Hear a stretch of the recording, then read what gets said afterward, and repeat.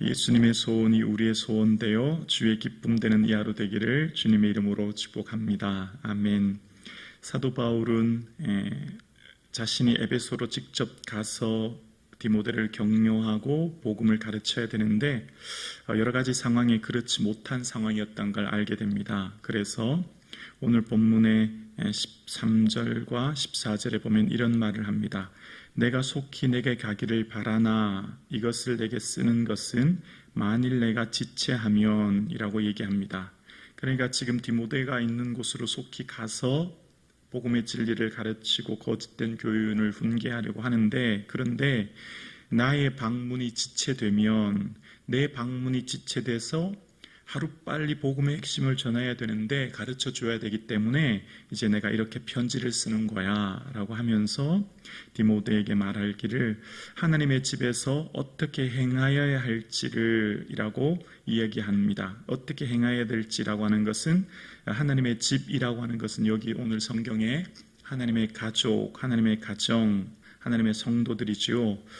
그 성도들이 합당한 복음의 원칙을 어떻게 살아야 될지에 대해서 이야기한다라고 얘기해요. 자, 그러면서 하나님의 집은 어떤 곳이냐라고 얘기하기를 15절 후반절에 이 집은 살아계신 하나님의 교회요 진리의 기둥과 터이니라 라고 얘기합니다. 자, 이거는 조금 후에 설명을 한 번 더 드리고요. 이 교회가 어떤 기초에 위에 서 있냐라면 예수 그리스도의 그 삶과 생애의 기초에서 교회는 세워진다. 그러니까 오늘 우리 몸된 교회, 이 세계 모든 교회들의 기초는 예수 그리스도의 그 생애, 그 삶을 통해서 교회가 오늘 이곳에 있다라고 하면서 16절에 보면 크도다 경건의 비밀이여 라고 하면서 이제 그 복음의 신비, 경건의 신비에 대해서 그 복음의 어쩌면 핵심을 다시 한번 얘기하는데요. 16절에 보면 그렇지 않다는 이 없도다. 그는 육신으로 나타난 바 되시고, 예수님의 성육신 사건을 말합니다. 인간의 몸을 입고 이 땅에 오신 예수님, 이때 당시 많은 영지주의자들, 거짓 교사들은 예수님은 영으로 오셨지 육으로 오시지 않았다라고 하는 것을 분명하게 하기 위해서 얘기하는 거고요.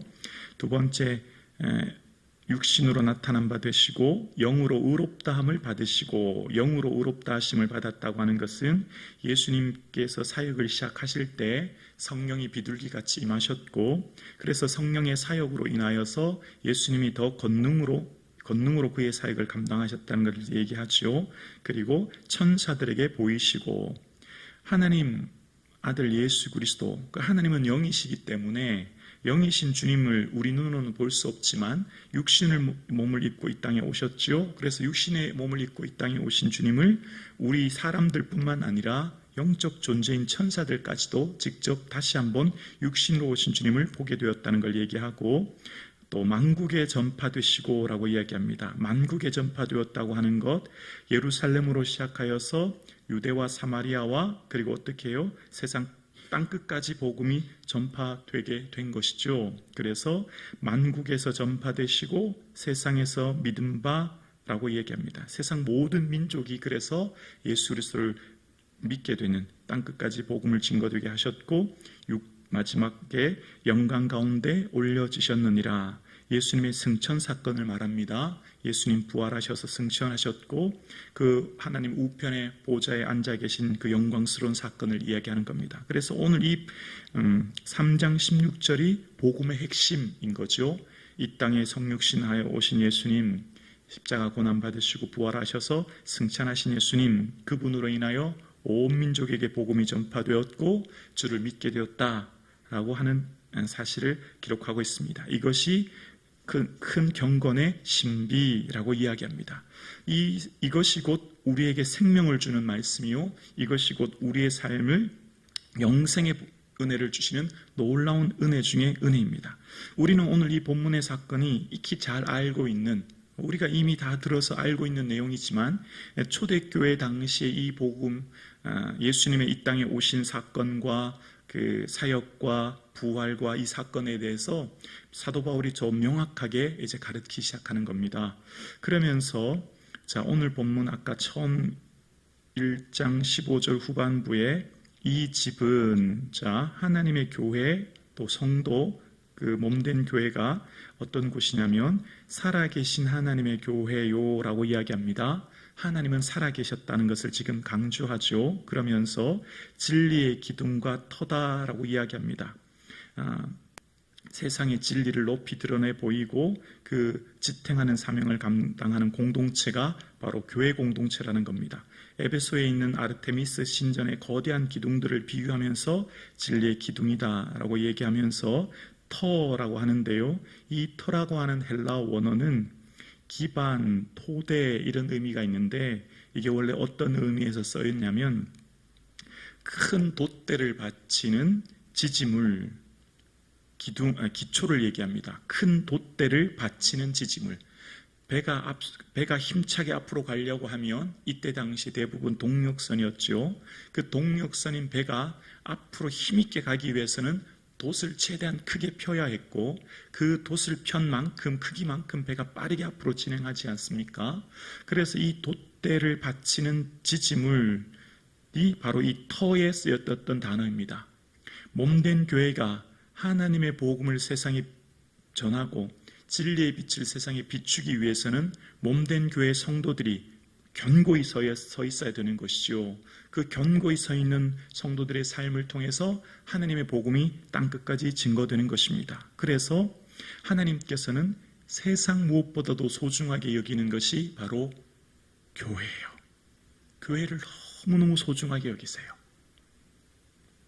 하나님께서는 성경을 통해 끊임없이 우리에게 깨닫게 하는 것이 있는데요.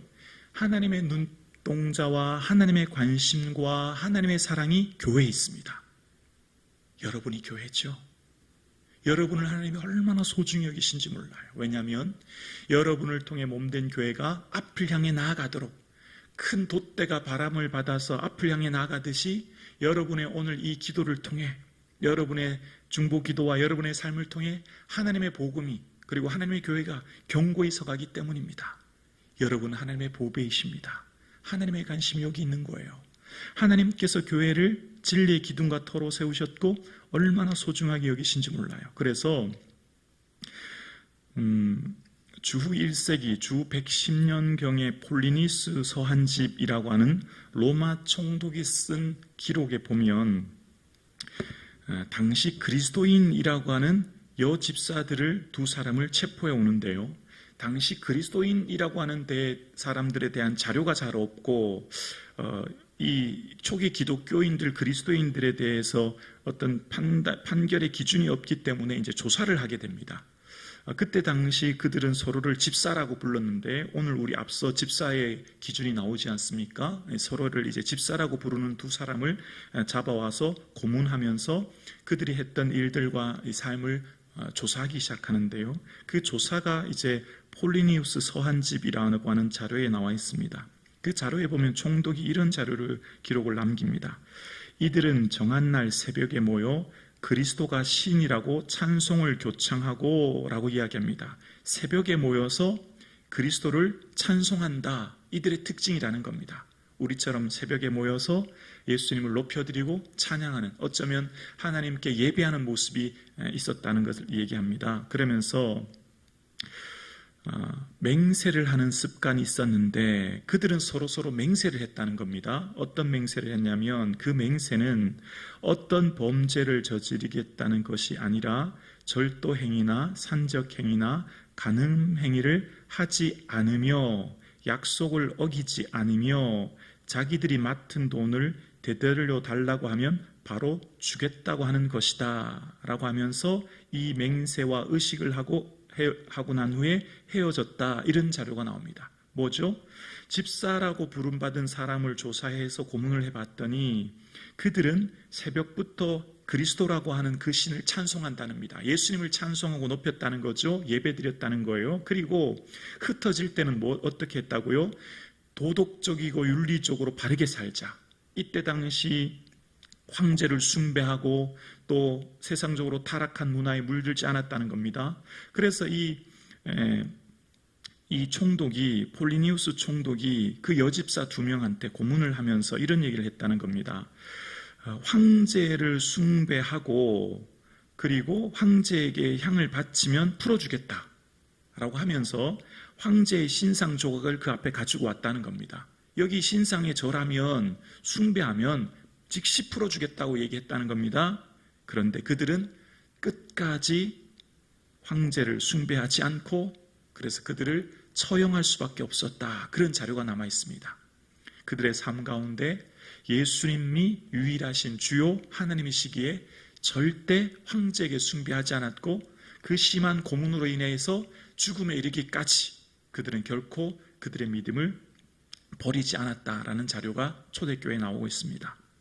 왜 이 초대교회 성도들은 그 고문과 그 어려운 상황 가운데서도 조각상 황제에게 한 번 숭배만 하면 풀어질 수 있는데 그렇게 하지 않았을까요? 예수 그리스도를 통하여서 영원한 천국과 하나님 나라의 그 비밀을 깨달았기 때문입니다. 이것이 큰 경건의 비밀이죠. 이 경건의 비밀을 깨달았기 때문에 이 땅에서의 인생의 삶이 잠시 잠깐이란 걸 알게 되었고, 그들은 영원하신 주 하나님 주만 예배하며 섬겼던 겁니다.